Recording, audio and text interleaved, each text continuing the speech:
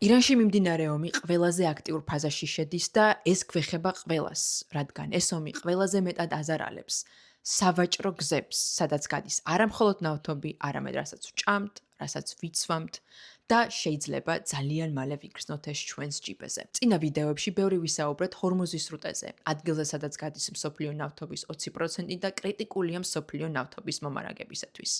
იქ ახლა უკვე ვეღარ გადაადგილდებიან გემები თავისუფლად, მაგრამ ეს ყველაფერი არ არის. ირანი ცდილობს მეორე, შეიძლება ითქვას, კიდევ უფრო მნიშვნელოვანი სრუტის ჩაკეტვას აფრიკასა და ახლო აღმოსავლეთს შორის, სადაც გადის არამხოლოდ ნავთობის, არამედ მსოფლიო ვაჭრობის 10%-ზე მეტი. ეს არის ბაბელმანდები.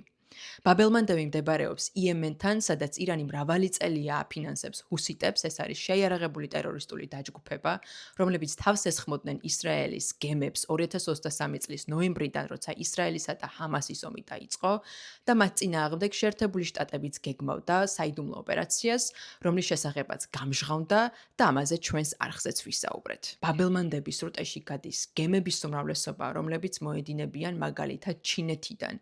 არამხოლოდ ევროპის, არამედ შავი ზღვის და საქართველოს მიმართულებითაც. ამიტომ ჰორმუზისა და ბაბელმანდების ერთდროული პარალიზება შეიძლება კრიტიკული აღმოჩნდეს მსოფლიო ეკონომიკისათვის.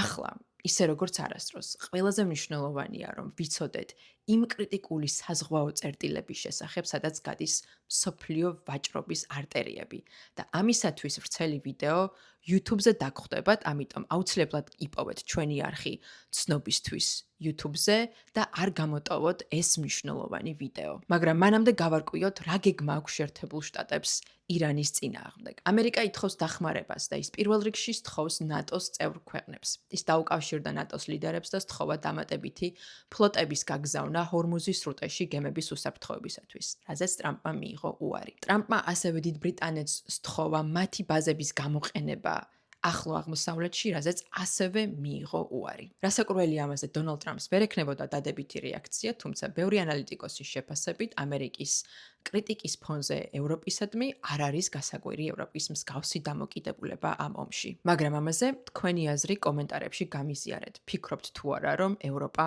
უნდა დაეხმაროს შეერთებულ შტატებს. მე ვარ ქეთევან ჭინჭარაძე, ეს კი დამოუკიდებელი ანალიტიკური ინიციატივა ცნობისთვის. არ გამოტოვოთ ვრცელი ვიდეო სამყაროს ყველაზე სუსტ წერტილებზე ჩვენს YouTube არხზე. ცნობისთვის დაგვიმეგობრდით YouTube-ზე, Instagram-ზე, Facebook-ზე და TikTok-ზე.